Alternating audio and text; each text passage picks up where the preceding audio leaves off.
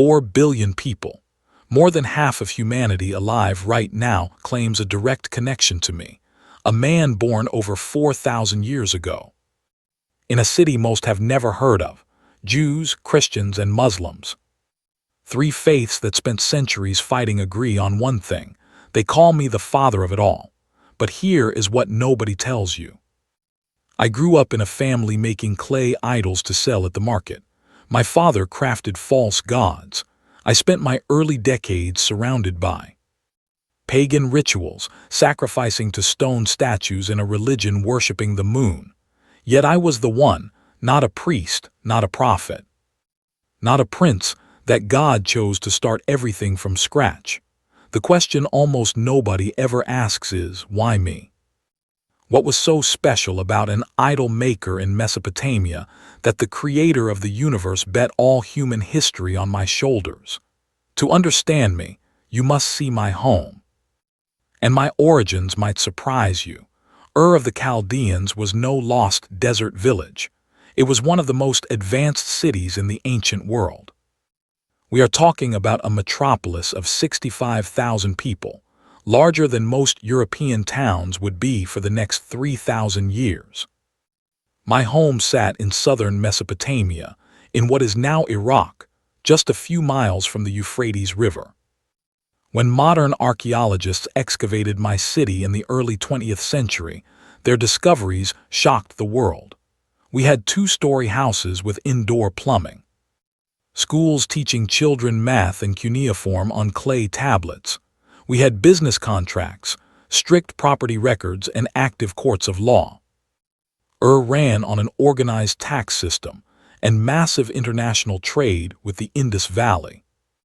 Over 3,000 kilometers away, our merchant class was so elite they traded in weighed silver as standard currency. Picture this, while most humans lived in mud huts. My city already had heavy bureaucracy, but our heart was not commerce, it was religion.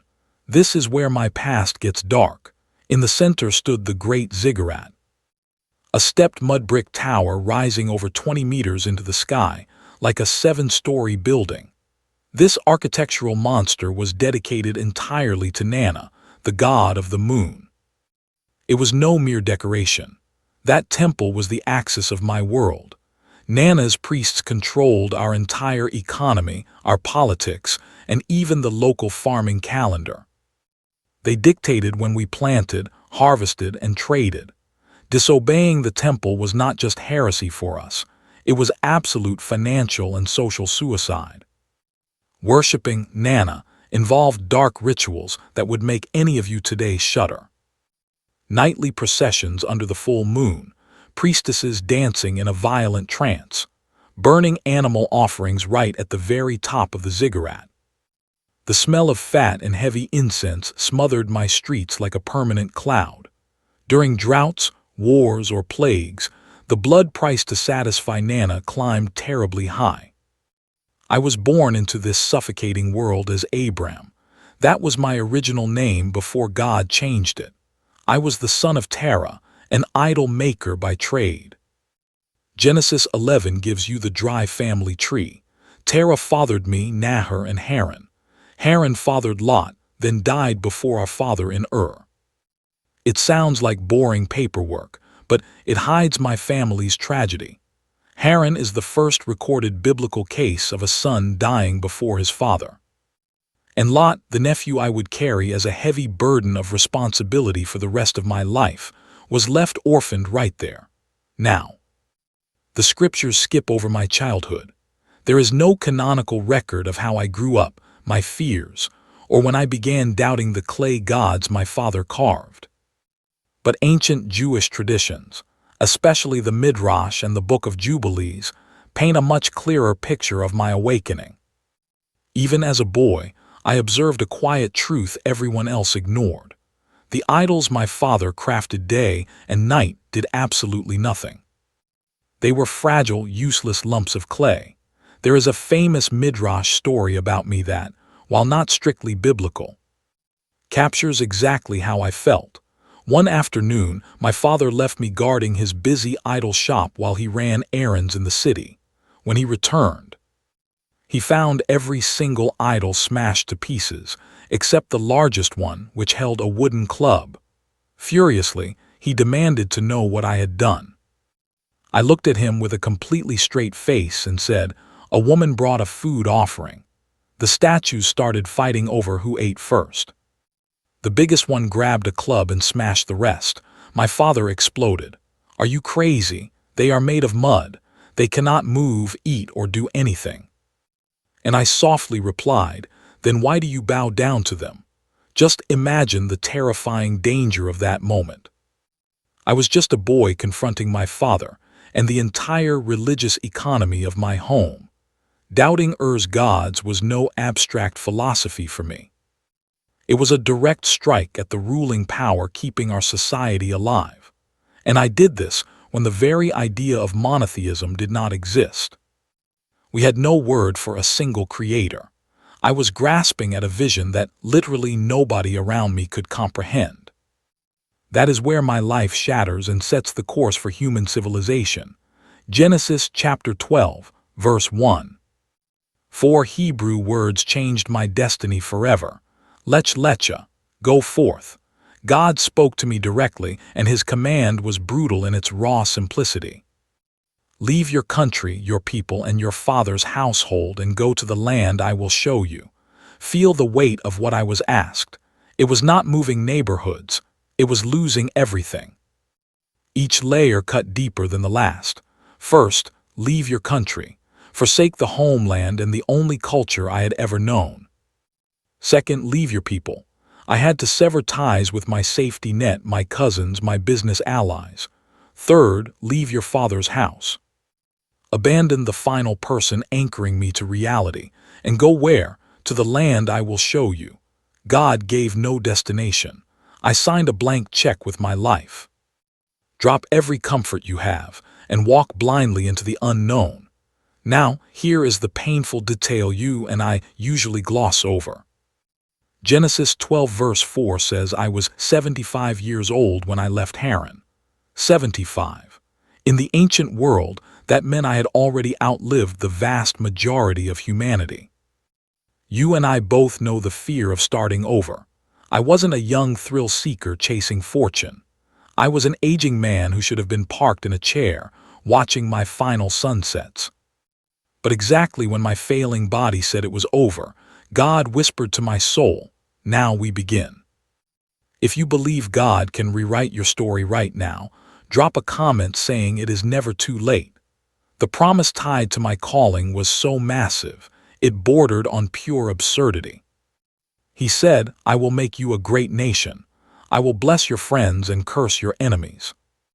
And through me, every family on earth would be blessed, all of them, not just my tribe, everyone. God was saying this to me, an old, terrified man without an heir. Married to a barren wife, yet told I would birth a nation so huge it would change the entire world. The math simply did not add up. But that is exactly why this divine promise felt so overwhelming. My wife Sarai, who you know as Sarah, was barren. The ancient text is brutally direct. Sarai was barren. We had no children. Genesis makes a harsh point to highlight my empty home before the promise even drops. It is no random detail. It sets the stage so you, facing your own impossible odds today, can grasp the magnitude of what came next. Promising a massive empire to any average guy was already wild. But making that promise to a 75-year-old man with a barren wife, humanly impossible. Yet despite my deep, crushing fears, I packed up and left. Genesis 12 verse 4. I departed exactly as the Lord commanded.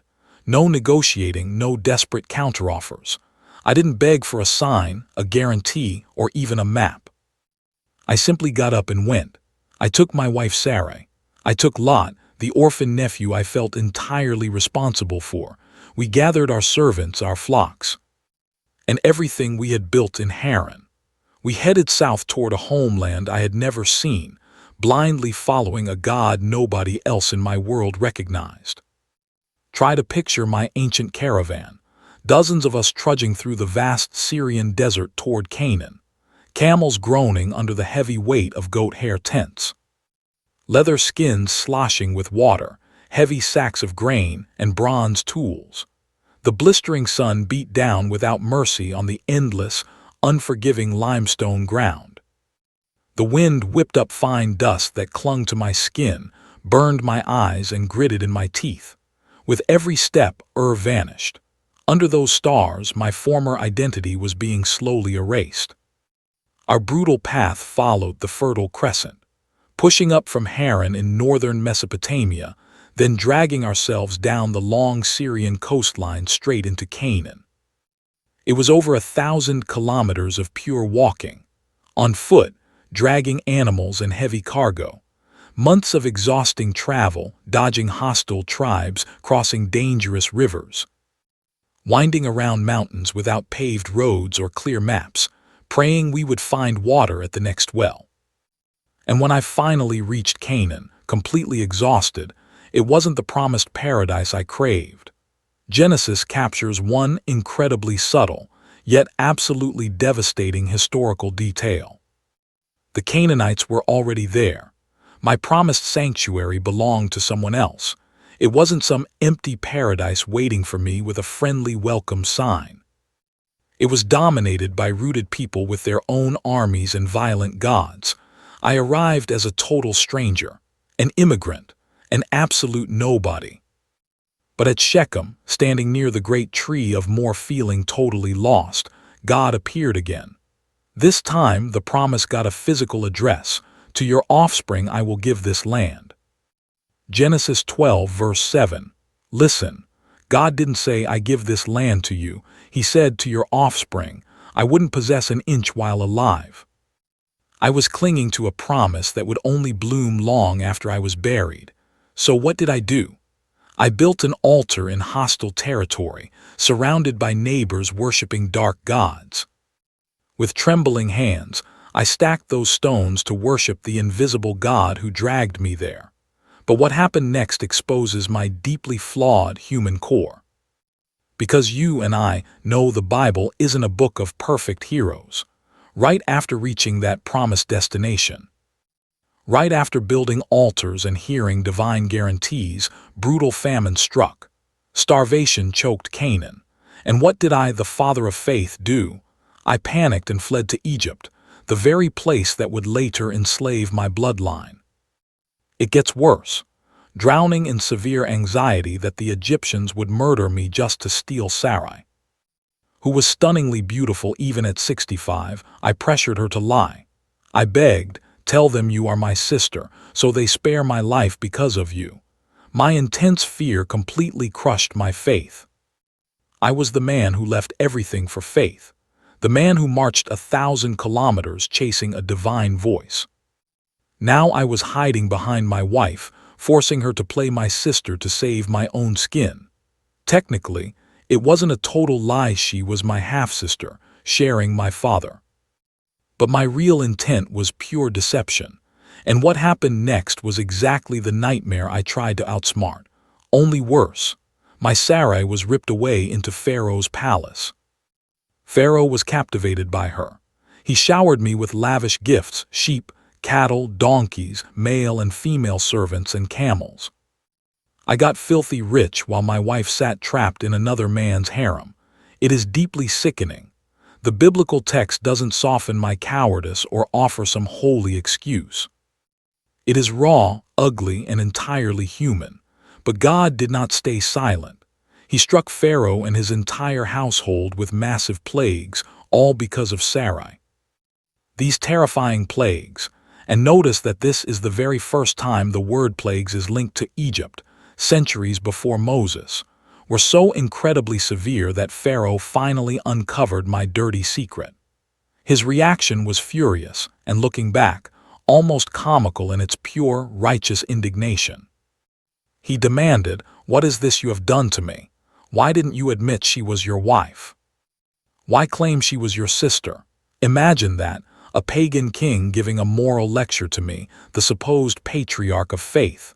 The Bible never hides our brutal failures. If my weakness shocks you, if you expected me to be a flawless, unblemished hero, brace yourself. That cowardly failure in Egypt is just the very first crack in my spiritual armor. But you and I both know that is what makes this story powerful. God didn't choose me because my faith was completely flawless. He chose me despite my massive imperfections. What happens next, losing Lot, the brutal war of kings, and the most terrifying blood covenant you will ever encounter, is going to expose a dark layer of my soul that most preachers completely ignore. I left Egypt deeply humiliated, yet absurdly, undeniably wealthy. Even in his rage, Pharaoh didn't take back those lavish gifts. Maybe he feared the God behind the plagues, or maybe it was just strict diplomatic protocol. The reality is, I crawled back up to the Negev carrying a massive fortune I never earned. Flocks, silver, and slaves. And among those newly acquired servants was a young Egyptian girl named Hagar. You and I need to remember her name. She is a time bomb for our family, an explosion still echoing in today's headlines. But that nightmare comes later. My immediate problem was survival. My master Abraham was rich, Lot was wealthy, and this barren dirt couldn't hold us both. The ancient text is painfully precise. The land simply couldn't support us living together. We had way too much livestock. Put yourself in my worn-out sandals for a second. Thousands of thirsty animals desperate for grazing and water in this brutal wasteland. I found myself fighting Lot's herdsmen in the dirt, bleeding over every muddy well, over every patch of green, every sliver of shade. The hostility between our camps grew daily, wrapping around my throat like a rope ready to snap. And right here, Abraham does something no ancient patriarch would ever dare. He, the elder, our absolute leader, the uncle holding total authority over his nephew's fate, surrenders to Lot the right to choose first. Let there be no bad blood between us, he said. The whole land is before you. Go left, I'll go right. If you choose right, I'll head left. I listened, entirely stunned.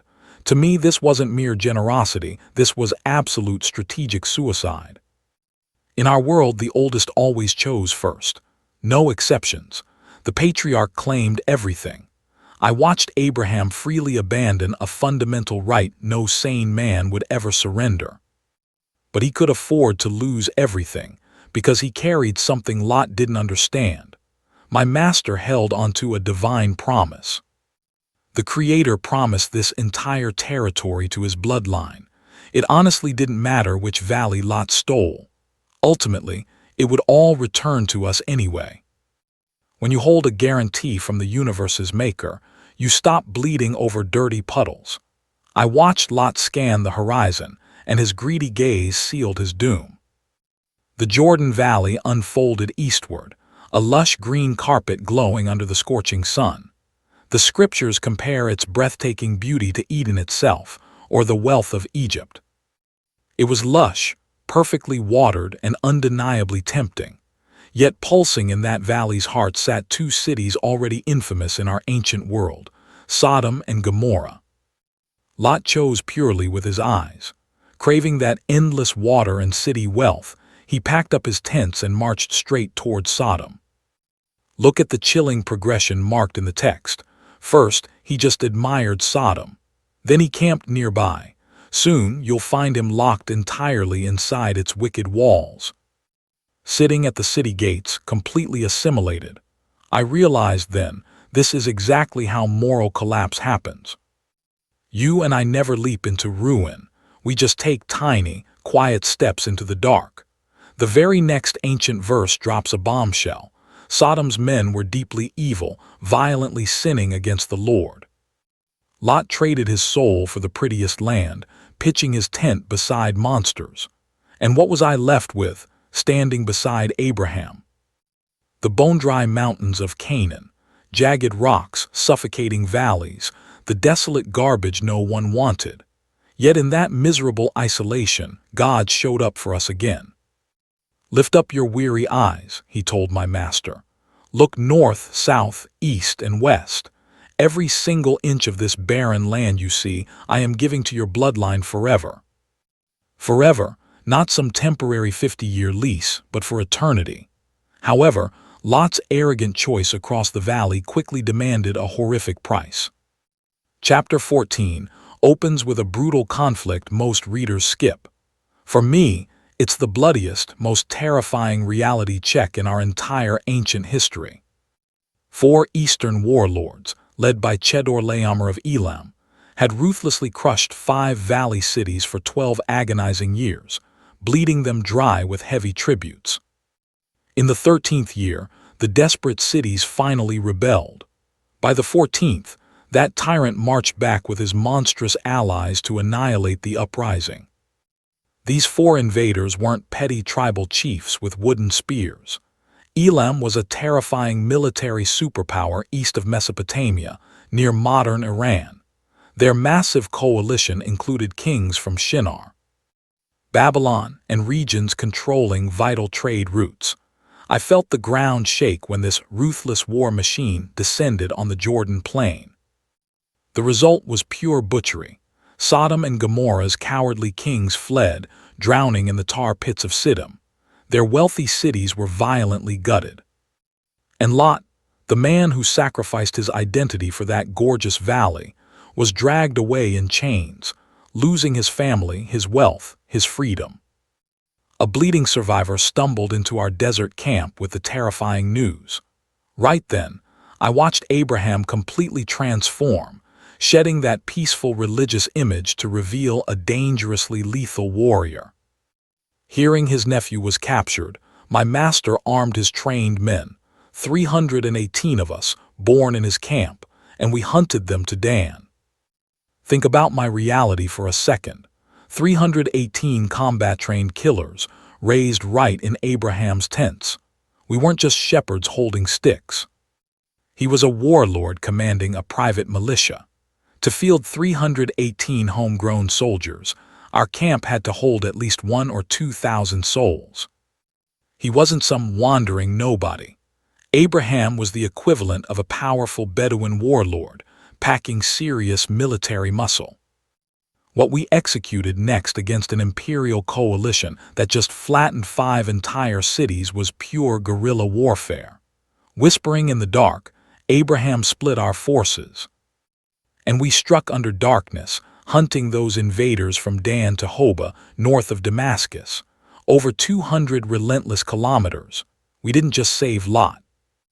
We dragged back every single captive, all the terrified women, and every stolen coin, against a professional army high on their regional conquest. My brothers and I, shepherds with bronze spears, one using blistering speed, total surprise, and blinding darkness. Our victory was so absolute that 2 distinct kings rode out to meet us. Those 2 encounters, separated by mere minutes in the dust, exposed the true soul of my master. First came Sodom's king, humiliated, utterly defeated, his robes reeking of black tar from the pits. He slithered up with a very simple proposition. Give me the people and keep the loot for yourself. Honestly, it sounded completely reasonable. We won the war. Under our ancient laws, every scrap of plunder belonged to Abraham. The slaves, the gold, the massive herds, all ours. Sodom's ruler was begging for his citizens, throwing his material wealth at our feet. Honestly, what would you and I have done? It was an offer any sane warrior would accept. But before my master could speak, the second king arrived. The most mysterious figure I ever laid eyes on. Melchizedek, king of Salem, the sacred ground of future Jerusalem, and high priest of God Most High. He brought out bread and wine, blessing me with words that would echo for millennia. Blessed be Abram by God Most High, Creator of heaven and earth, and blessed be God Most High, who delivered my enemies into my hands. Who was this Melchizedek? I never knew where he came from, who his parents were, or his age. He appeared from thin air, blessed me, and vanished into the desert like lightning.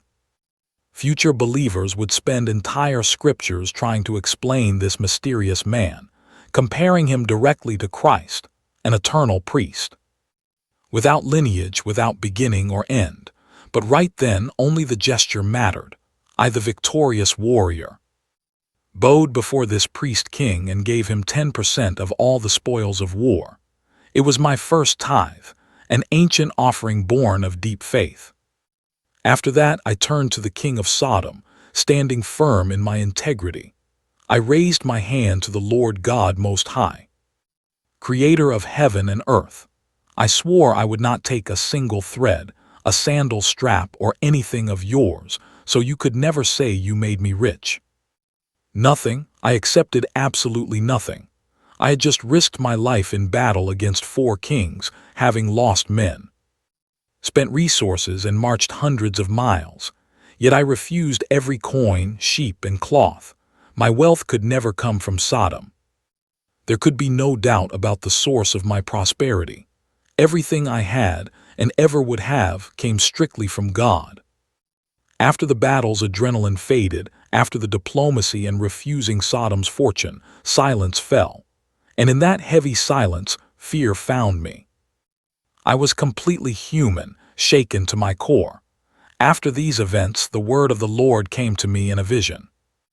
Do not fear, Abram. He knew I was terrified. It made perfect sense.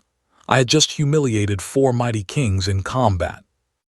Retaliation could strike any time. I had only 318 men against empires. Yet, my deepest dread went far beyond simple warfare. My next words were a completely desperate cry. Sovereign Lord, what can you give me? I remain childless. That was my open wound.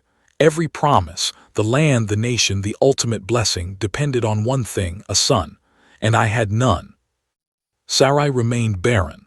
Years slipped by, and the only heir to my household, the man inheriting everything if I died that day, was Eliezer of Damascus, a servant, not a son. God's answer wasn't a theological debate, it was visceral. He led me outside, saying, "Look at the sky and count the stars if you can. So shall your offspring be." I stood there completely paralyzed. An old man over 75, standing alone in the Negev desert at night, without a single artificial light for hundreds of miles. The Milky Way stretched from horizon to horizon like a river of white fire. Millions of stars looked entirely solid, and God challenged me, try to count them. That is the scale of what I will do through you. What happened next changed biblical history.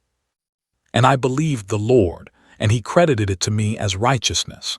This single moment would forever define true living faith, shaping how billions understand a real relationship with their Creator.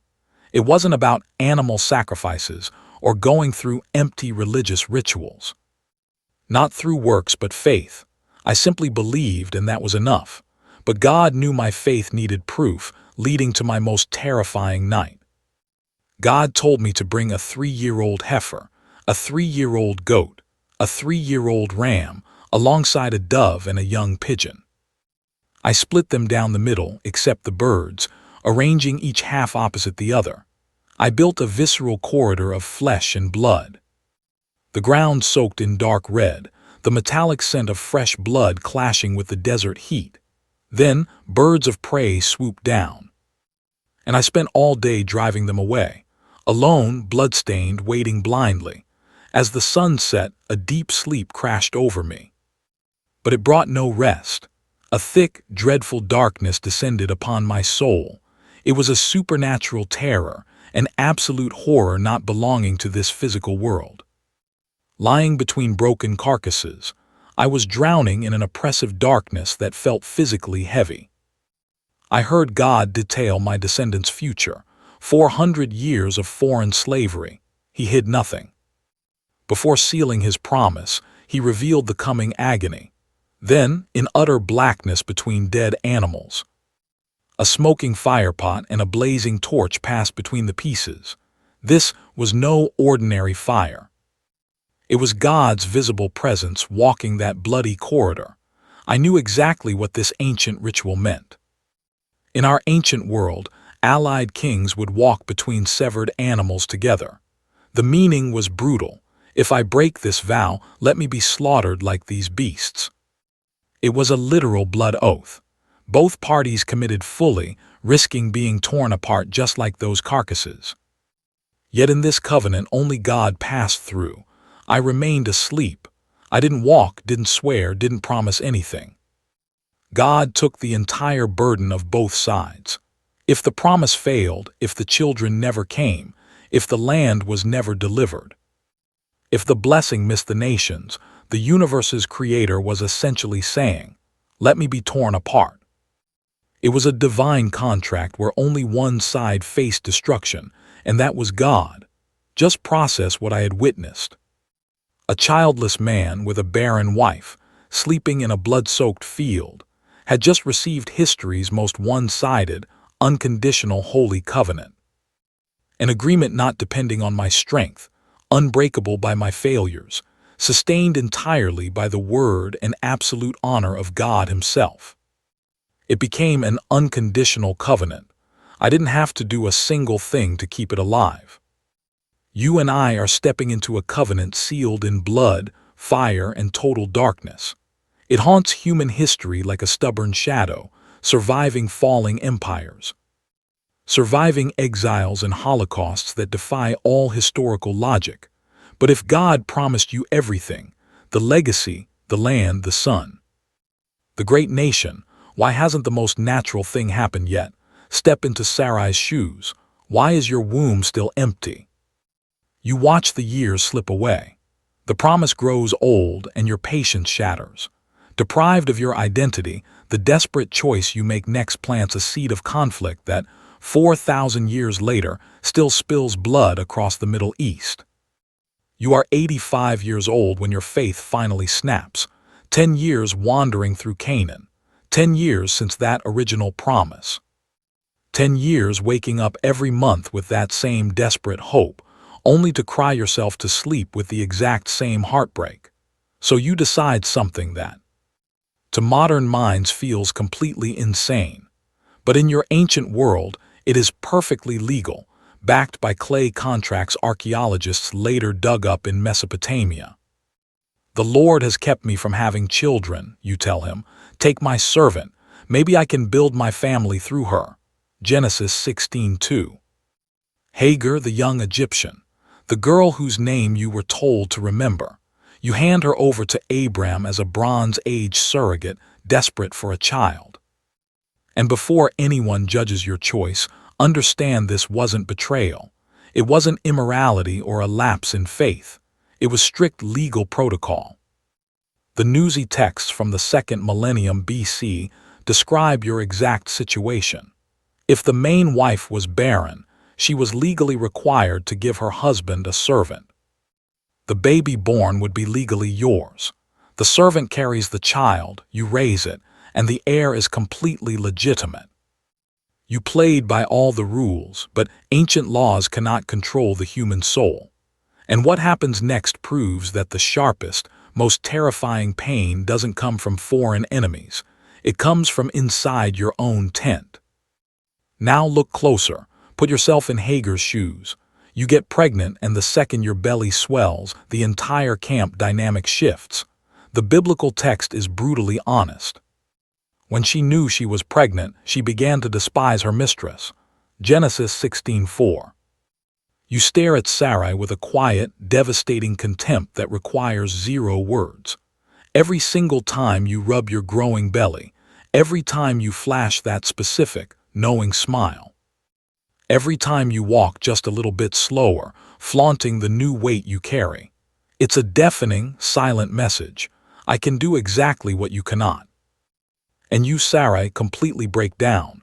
I am suffering because of you, you scream at Abram. I gave you my servant, and now she despises me. May the Lord judge between us. Genesis 16:5. Step into Abram's shoes. You defeated 4 kings. You rejected Sodom's wealth and received visions from the Most High. Yet facing this bitter war between 2 women in your own tent, you do the most cowardly thing imaginable. You wash your hands of it. Your servant is in your hands. Do whatever you think is best. Genesis 16:6. Sarai's retaliation is so brutal that you, Hagar, run. Pregnant, totally alone, no water, no food, stripped of safety. An Egyptian slave wandering the Negev desert, heading toward Egypt like a wounded, hunted animal. Just trying to find your way home. And right here, something happens that most people miss entirely, something absolutely revolutionary for the ancient world. God comes searching for you. Not Abram, not Sarai. He comes for you, a runaway slave. A foreigner, a woman stripped of all human rights, with no family name, no tribe to protect you. The angel of the Lord finds you by a desert spring on the road to Shur. And the very first thing he says is, Hagar, servant of Sarai, where have you come from and where are you going? Genesis 16:8. He speaks your name. In the ancient era, slaves didn't have names, only functions. But God knows your identity. Then comes the hardest command you'll ever hear. Go back to Sarai and submit. But wrapped in that harsh instruction is a promise no ancient slave had ever received. I will multiply your descendants so much that they will be too numerous to count. The exact same language God used with Abram. An uncountable legacy promised directly to you, a runaway Egyptian slave alone in the blistering desert. You are pregnant and will give birth to a son. You shall name him Ishmael, for the Lord has heard of your misery. Ishmael. In Hebrew, Ishmael literally means God hears. Your boy's name becomes a permanent, breathing reminder that the Creator actually listens to a crying slave. And you do something no other biblical figure had ever done before. You give God a name. You are the God who sees me, you say. El Roi, the God who sees. You, an outcast, named the Creator. The well where you stood was named Bir Lahai Roi, the well of the living one who sees me, and that well was real. Biblical archaeologists locate it between Kadesh and Bird in the northern Sinai. A real, physical place, forever marked by the moment God noticed a woman the whole world ignored. You return, you submit, and you birth Ishmael. Abram is 86. He finally holds his son, an heir who will grow up running wild among the flocks. Learning to shoot a bow, becoming what the text later calls a wild donkey of a man fiercely free, totally untamed. Living in tension with everyone. Today, Islamic tradition honors Ishmael as the direct ancestor of the Arabs. Jewish history sees him as the firstborn, just not the promised son. And right inside that fracture, the gap between a child forged by human panic and the child promised by divine will. A rivalry is born that spans millennia and bleeds into our news today. Then, silence. 13 years of absolute silence. 13 years vanish in a single turn of the page. No visions, no voice, no angels. If you are Abram, you spend 13 years raising Ishmael, utterly convinced this boy was your answered prayer. 13 years believing Sarai's desperate plan actually worked, that God used Hagar to secure your legacy. 13 long years of quiet normality. Of daily routine as a shepherd. But you and I both know God works differently. At 99 years old, God reappears and his words demolish everything you thought you knew. I am God Almighty. Walk before me faithfully and be blameless. I will confirm my covenant between me and you and multiply you beyond measure. Genesis 17:12. You collapse face down in the dust and God keeps talking. Stacking layer after layer onto that original promise. No longer will you be Abram. Your name will be Abraham, for I have made you a father of many nations.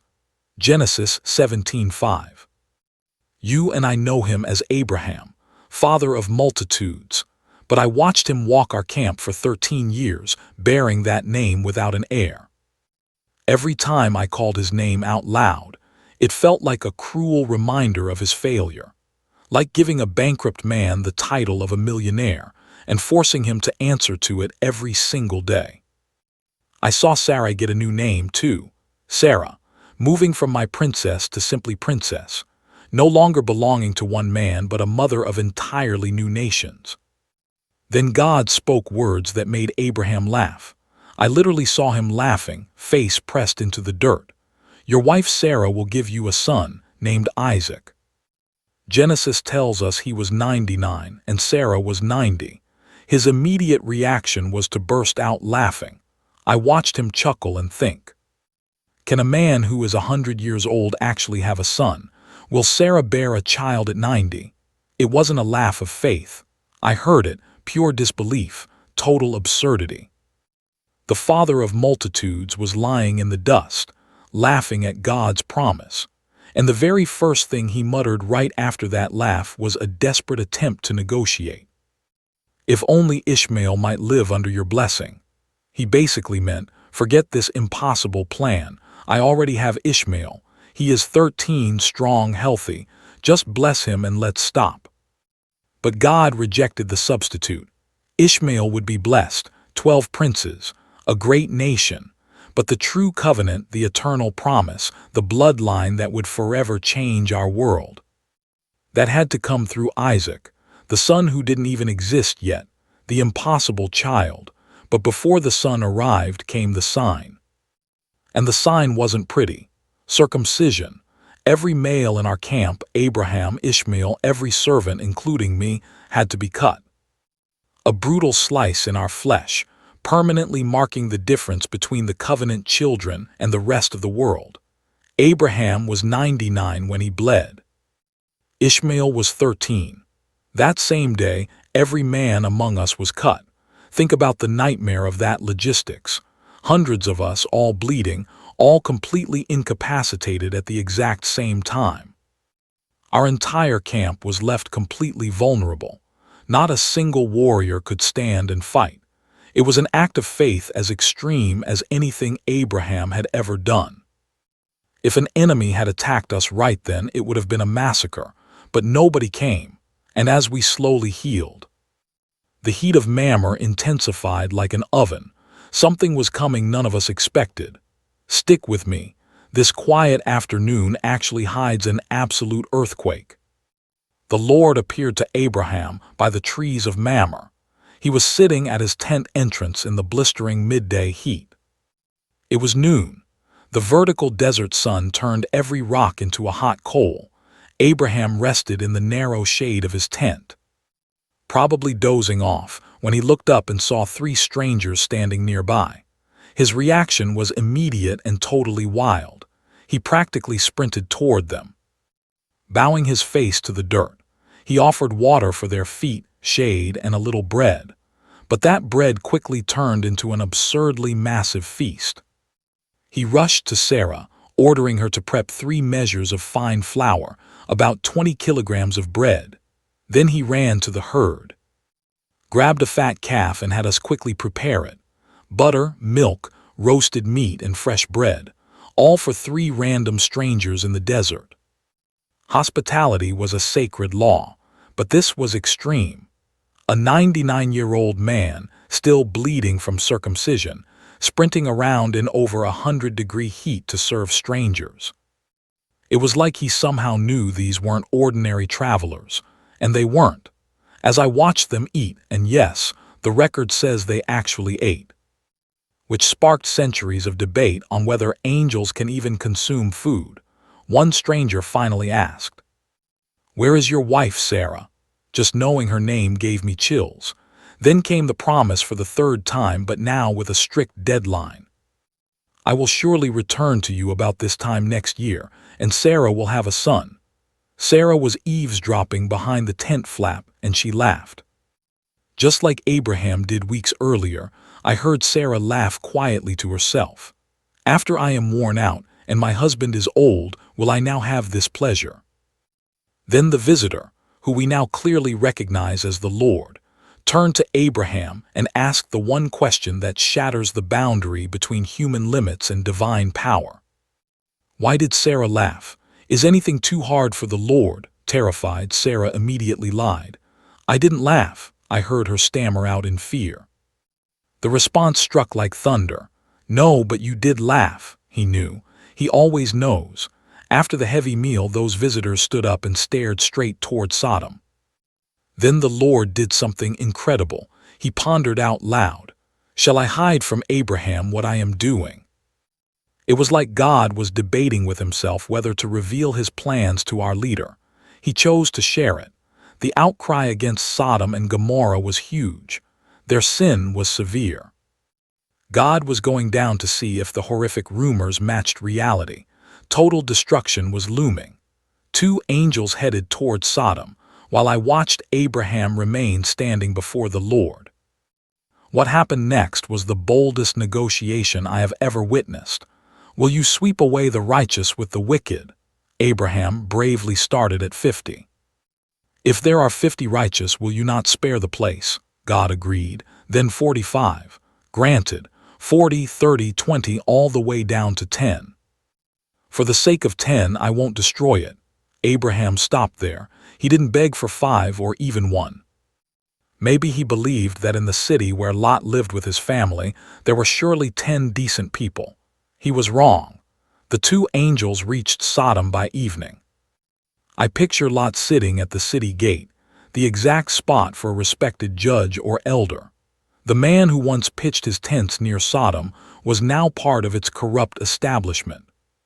When he saw those two strangers, he begged them to stay at his house, not from courtesy but pure terror. He knew exactly what happened to outsiders in that wicked city after dark, and before they could even lie down, the house was completely surrounded. The men of Sodom boxed them in, from the youngest boys to the oldest men. Every neighborhood was there. It wasn't just a gang, it was the entire city. Every block, every age group, and what they screamed leaves zero room for any poetic interpretation. "Where are the men who came to you tonight? Bring them out so we can know them." You and I know that ancient word carries a brutally explicit sexual threat. And Lot, in a move that turns my stomach to this day, offered his 2 virgin daughters instead of the guests. The mob's reaction was somehow worse than their first threat. "Get out," the mob screamed. "You came as a foreigner, now you want to be our judge. We will do worse to you." Then the angels dragged me inside, striking the whole crowd blind. Even in that sudden, forced darkness, the men of Sodom kept groping wildly at my door, desperate to break inside. Blindness did not stop them. Their dark compulsions were stronger than fear. When morning finally broke, the angels literally grabbed my hand. I felt their grip physically pull me forward. They grabbed my wife's hand, my 2 daughters' hands, and dragged us out of the city. God was forcing his mercy on me. Let me tell you, I did not leave willingly. I was dragged. Mercy arrived as brute force alongside a direct command. "Run for your life. Do not look back. Do not stop anywhere in this valley. Flee to the mountains, or you will die." It sounds simple, but when that burning sulfur actually started raining down around us, when the sky turned orange, then blood red, then pitch black, when the ground violently shook, and the air filled with a roar like the world tearing apart, my wife looked back. The scripture never explains what she was searching for. The house we built, the friends she left behind, the only life she knew. Maybe she was trying to hold onto everything at once. She did not just die or fall down, she transformed into a pillar of salt. She became a white statue at the desert edge, frozen forever in the act of looking back. Josephus, the 1st century Jewish historian, claimed that pillar still existed in his day. Medieval travelers swore they saw her, too. Even today, near the Dead Sea, human-shaped salt formations draw pilgrims who firmly believe they are staring right at my wife. And my city burned. The Lord rained down burning sulfur and fire out of the heavens upon Sodom and Gomorrah. That is from Genesis. The beautiful valley I originally chose, which once looked like the Garden of Eden, became the absolute lowest point on the surface of the earth. 430 meters below sea level. The salt is so dense that no fish can survive. The Middle East's most fertile paradise became the planet's most sterile wasteland. Modern geologists have actually found layers of ash and crystallized sulfur stretching along the southwestern coast of the Dead Sea.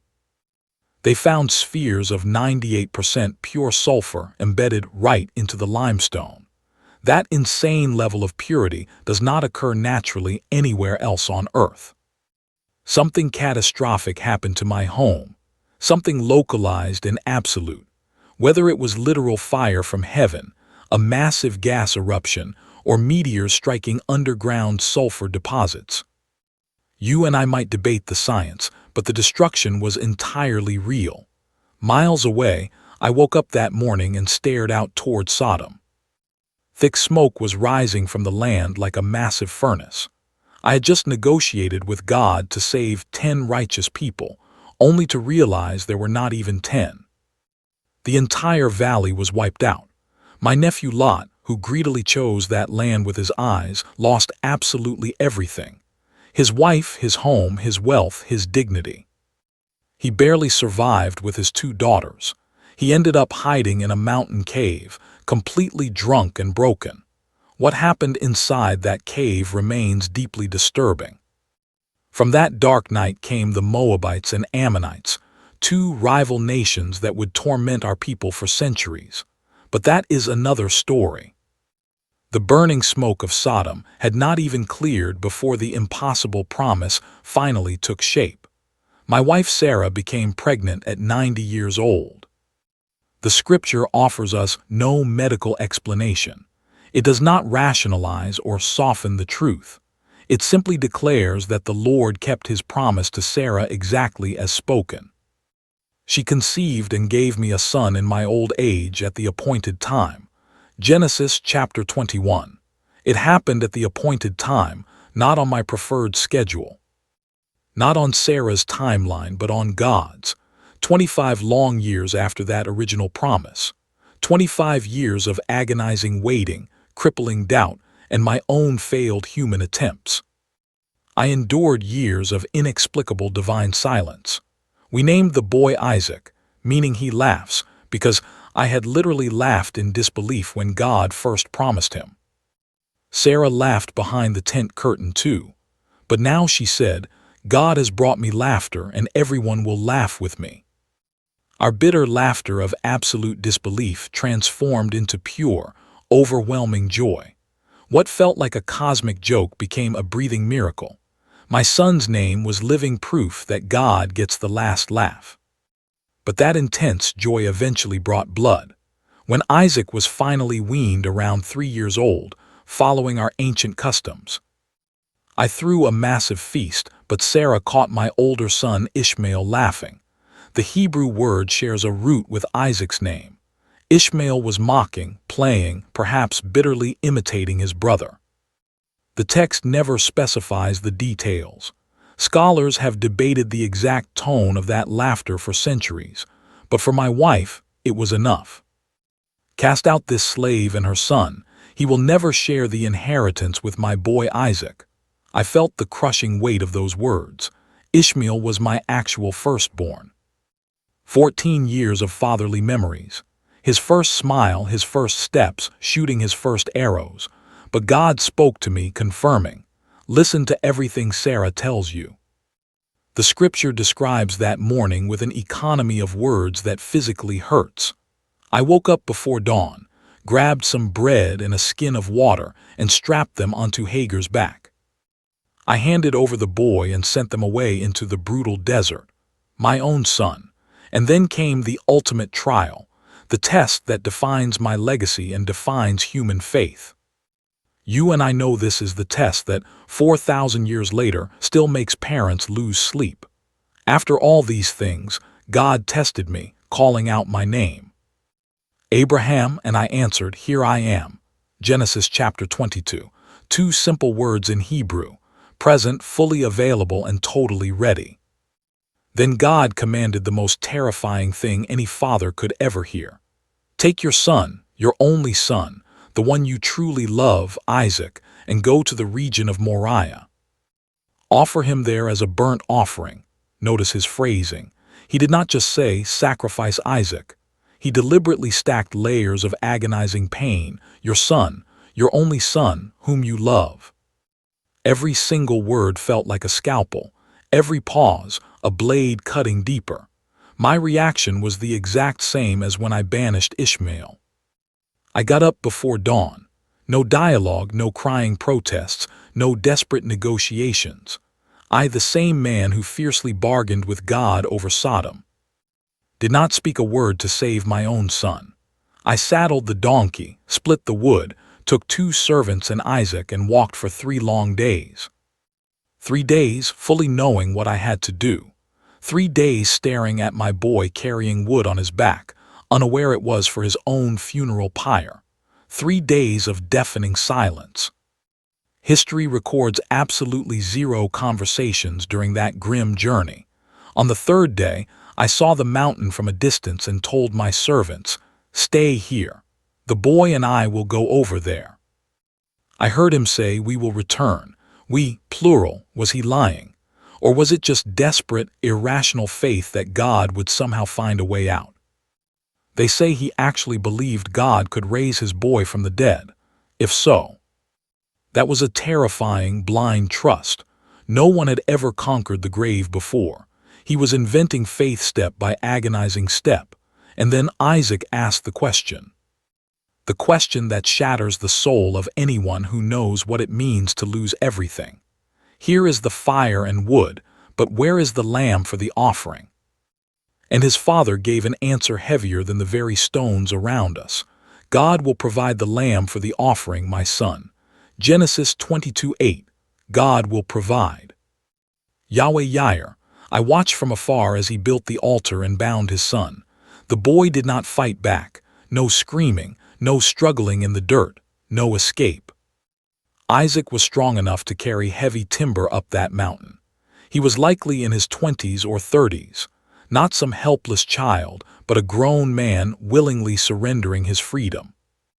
The son's silent surrender mirrored his father's breaking heart. I held my breath as Abraham raised the heavy blade. Then, a voice tore through the sky at the final second. "Abraham, Abraham." And once again he answered, "Here I am. Do not lay a hand on the boy. Now I know you fear God, since you did not withhold your only son." I looked up when he did. A ram was caught by its horns in the brush, the sacrifice our God promised to provide. Right there in the dust he carved a name into our sacred history, Yahweh Yair. On the mountain of the Lord it will be provided, Mount Moriah. The exact ground where, 1,000 years later, a massive temple would rise, and where, 2,000 years later, an empire would burn it to ashes. Today, you and I watch nations bleed over this exact spot. The dusty altar where a terrified father almost lost his son became the spiritual center of 3 faiths and the most fiercely divided piece of land on the modern earth. Sarah died at 127 in Hebron, and I watched him break. The patriarch who stared down pharaohs and conquered kings, who bargained with God and held a blade over his own child, was weeping. Then he did something entirely ordinary, yet absolutely revolutionary for an exile. He bought land. He negotiated with Ephron the Hittite, handing over 400 silver shekels, an outrageous, brutally inflated price. Because they knew a grieving wanderer had no other choice, he secured the cave of Machpelah. Our very first piece of the promised land wasn't taken by the sword, but bought with a deed, witnesses, and heavy silver. That ancient cave remains today, in Hebron at the Ibrahimi Mosque or the Tomb of the Patriarchs. It holds the bones of our ancestors, Abraham and Sarah, Isaac and Rebekah, Jacob and Leah. I find it haunting that this ancient place of prayer is now one of the most heavily guarded borders on earth. Torn between a synagogue and a mosque, surrounded by soldiers with rifles. When Abraham finally died at 175, I witnessed a detail most people completely ignore. Isaac and Ishmael, his sons, buried him. Genesis 25:9. Stand with me and watch this unfold. The chosen heir and the castaway, the child of the covenant and the lonely desert exile, shoulder to shoulder, burying their father. By that dusty grave, for one fleeting second, our deepest family wound healed. Maybe that is his final lesson to us. not flawless faith, because I watched him lie and doubt.